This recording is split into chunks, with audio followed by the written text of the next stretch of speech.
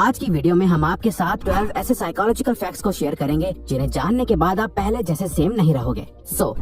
Number 1, music changes perception. हम सभी ये जानते हैं कि म्यूजिक हमारे मूड को चेंज करने का पावर रखता है। एक हाईली एनर्जेटिक सॉन्ग सुनकर आप मोटिवेटेड फील करोगे और वही एक सैड सॉन्ग आपको सैड और डिप्रेस्ड फील करा सकता है। आप किस टाइप का म्यूजिक सुनना पसंद करते हो ये एक्चुअली में अफेक्ट करता है कि आप इस दुनिया को किस नजर से देखते हो। 2011 की एक स्टडी में लोगों को एक टास्क दिया गया जहाँ उन्हें डिफरेंट म्यूजिक सुनते हुए एक पेपर पर हैप्पी और सैड फेसेस को टिक करना था। रिजल्ट ये देखा गया कि सैड म्यूजिक सुनते हुए ज्यादातर लोग सैड फेसेस को टिक कर रहे थे, वहीं हैप्पी म्यूजिक सुनते टाइम लोग हैप्पी फेसेस को चूज कर रहे थे, जिसे परसेप्चुअल एक्सपेक्टेशन का नाम दिया गया। जहां आप अपने कानों से कुछ सुनते हो तो आपका ब्रेन आपकी आंखों से सिमिलर चीजें देखने लगता है। इसीलिए एनर्जेटिक म्यूजिक वर्कआउट करते टाइम बहुत हेल्प करता है और सॉफ्ट म्यूजिक आपको फोकस करने में हेल्प करता है।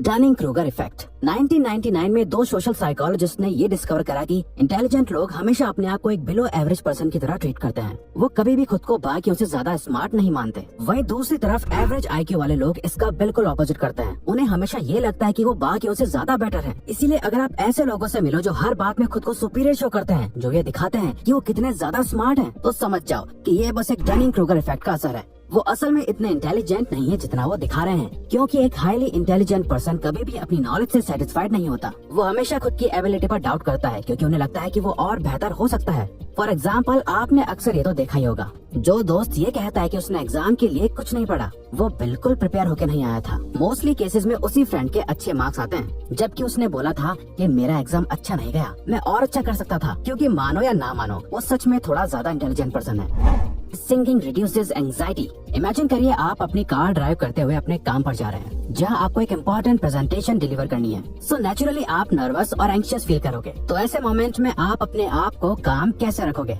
वेल, साइकोलॉजी कहती है कि अगर आप ऐसे टाइम पर अपना फेवरेट सॉन्ग प्ले करके खुद भी सिंगिंग करने लग जाओ। अब आपको ये सुनने में अजीब लग रहा होगा, पर सिंगिंग करने से आपके ब्रेन में एंडोर्फिन्स और ऑक्सीटोसिन रिलीज होने लगता है, जो अल्टीमेटली आपके स्ट्रेस लेवल को बहुत तेजी से कम कर देता है और आपके मूड को बेटर कर देता है। इसके अलावा ये आपके हार्ट रेट और कॉर्टिसोल लेवल को लो कर देता है, जिससे आप काम और कॉन्फिडेंट फील करने लगते हो। Power of silence. अगर आप चाहते हैं कि कॉन्वर्सेशंस आगे बढ़ती रहें पर आपको समझ नहीं आ रहा कि क्या बात करें, तो इसका सबसे सिंपल तरीका है अपने पार्टनर से कोई भी एक क्वेश्चन पूछ लो और जब वो आंसर दे दे उसके बाद भी आई कांटेक्ट मेंटेन रखो और आपका पार्टनर साइलेंस को अवॉइड करने के लिए कुछ न कुछ बात करने लगेगा। स्टडीज में देखा गया है, जब कोई पर्सन आपके सामने ओपन होने में स्ट्रगल करता है या अपनी फीलिंग्स को हाइड करता है, इस टाइम पर इन्फॉर्मेशन निकलवाने के लिए बस एक क्वेश्चन पूछो और कुछ देर साइलेंट हो जाओ, क्योंकि किसी भी कॉन्वर्सेशन के बीच साइलेंस अच्छा नहीं लगता, जिसे अवॉइड करने के लिए वो इन्फॉर्मेशन शेयर करने लगता है या आपसे क्रॉस क्वेश्चन पूछने लगता है, जो अल्टीमेटली कॉन्वर्सेशन को मेंटेन रखता है। Playing dumb. अगर आप किसी के सामने अपना गुड इंप्रेशन बनाना चाहते हो तो किसी ऐसे टॉपिक के बारे में बात करो जो उन्हें बहुत पसंद है और उसके बारे में उनसे सीखो। फॉर एग्जाम्पल, आप किसी से मिले जिसे कार्स में बहुत इंटरेस्ट है। अब हो सकता है कि आपको भी कार्स के बारे में बहुत नॉलेज हो, पर उनके सामने ऐसे प्रिटेंड करो जैसे आपको उनसे कम नॉलेज है और उनसे क्वेश्चंस पूछो जो सामने वाले पर्सन को कॉन्फिडेंट और स्मार्ट फील कराएगा और वो आपसे बात करने में और इंटरेस्ट शो करेंगे, क्योंकि वो जिस बारे में बात करना चाहते हैं आप उसमें अपना इंटरेस्ट शो करते हो, जो आपको एक लाइकेबल पर्सन बनाता है। और वैसे भी दलाई लामा का कहना है कि जब आप बात करते हैं तो आप केवल वही दोहरा रहे होते हैं जो आप पहले से जानते हैं, लेकिन अगर आप सुनते हैं तो आप कुछ नया सीख सकते हैं। The snake man.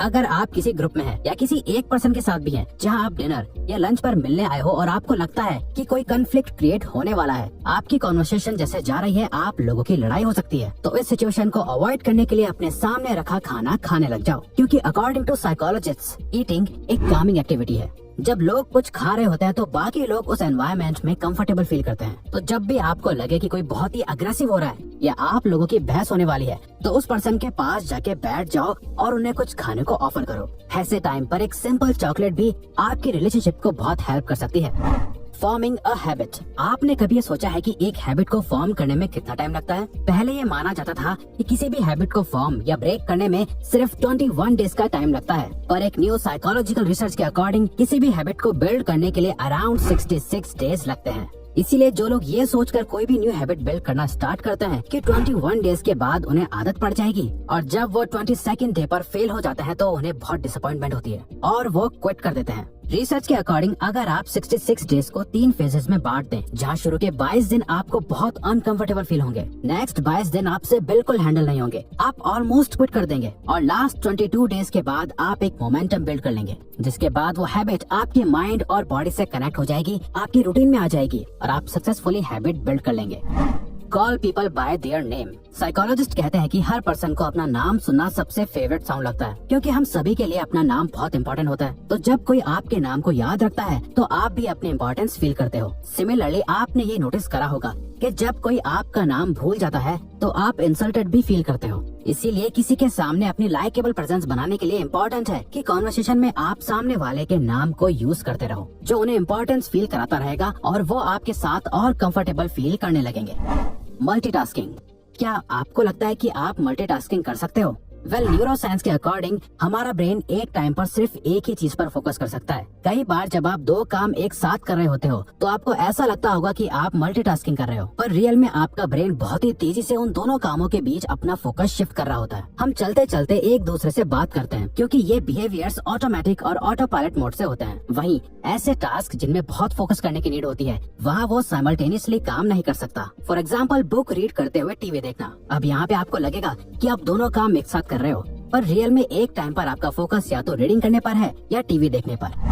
Provide a choice. अगर आप चाहते हैं कि सामने वाला पर्सन एक डिसीजन ले जो आपके फेवर में हो, तो सिंपली उन्हें ऑप्शंस दो जो आपके डिसीजंस के फेवर में हो। फॉर एग्जाम्पल, अगर कोई अपने बच्चे को पढ़ाई करने के लिए बोलना चाहता है तो सिंपली उसे ये बोलने के बजाय कि जाओ पढ़ो, उन्हें चॉइस दो कि चलो पढ़ाई का टाइम हो गया, पहले इंग्लिश पढ़ोगे या मैथ्स। तो जब वो कोई भी चॉइस लेंगे तो उन्हें लगेगा कि वो खुद ये डिसीजन ले रहे हैं, वो अपने कंट्रोल में है। अब ये ट्रिक आप किसी के भी साथ यूज कर सकते हो। जैसे आपने नोटिस करा होगा कि हर रेस्टोरेंट में वेटर्स इसी ट्रिक का यूज करते हैं। वो आपको वो सारे ऑप्शंस देते हैं जो वो चाहते हैं कि आप ऑर्डर करो, और आप इनडायरेक्टली वही करते हो, पर आपको ऐसा लगता है कि वो डिसीजन आपने लिया, लेकिन रियलिटी में वो डिसीजन आपके वेटर ने पहले ही ले लिया था। यानी कि वो ट्राई करता है कि आप कुछ चुनिंदा चीजों में से ही कुछ एक चीज ऑर्डर कर दें, जिसे रेडी करने में रेस्टोरेंट को ज्यादा टाइम ना लगे। The power of sunlight. दोस्तों, आपने भी नोटिस करा होगा कि पूरा दिन अपने घर या ऑफिस में बिताने के बाद जब आप बाहर निकलते हैं तो इंस्टेंटली आपका मूड बेटर हो जाता है, क्योंकि सनलाइट के बेनिफिट सिर्फ मेडिकल फील्ड्स में नहीं है जो सिर्फ आपकी बोन्स के लिए बेटर है, बल्कि कई रिसर्च में देखा गया है कि सनलाइट कई मूड डिसऑर्डर्स जैसे डिप्रेशन को भी प्रिवेंट करता है। सनलाइट से मिलने वाला विटामिन डी मूड स्टेबिलाईजर की तरह एक्ट करता है और हमारे ब्रेन में प्लेजरेबल हार्मोन्स को रिलीज करता है। और ये देखा गया है कि जिन कंट्रीज में सनलाइट की रीच कम होती है, वहाँ के लोगों में डिप्रेशन के ज्यादा सिम्टम्स देखे जाते हैं। तो आपको बस दिन में 10 मिनट डायरेक्ट सनलाइट लेनी है, जो लिटरली आपकी लाइफ को चेंज कर देगा, और ये मॉर्निंग सनलाइट होगी तो और भी अच्छा। Mirror body language. अगर आप किसी से बात करते टाइम उनकी बॉडी लैंग्वेज या उनके कुछ बिहेवियर्स को कॉपी करने लग जाओ तो वो आपके साथ इंस्टेंट ट्रस्ट फॉर्म कर लेंगे। वो जैसे बात करते हैं, जैसे मूव करते हैं, अगर आप भी उनके कुछ एक्सप्रेशंस को मिरर करने लगो तो वो आपको और पसंद करने लगेंगे, क्योंकि वो आपसे और भी ज्यादा कंपैटिबल फील करेंगे। साइकोलॉजिस्ट इसे कैमेलियन इफेक्ट कहते हैं। फॉर एग्जाम्पल, किसी से बात करते टाइम ये नोटिस करो कि वो कौन से वर्ड सबसे ज्यादा यूज करते हैं, और आप भी बात करते टाइम उन वर्ड्स का यूज करने लग जाओ। इससे वो खुद को आपसे आइडेंटिफाइड कर पाएंगे, उन्हें लगेगा कि आप भी उन्हीं के जैसे हो, और वो आपकी कंपनी को एंजॉय करने लगेंगे।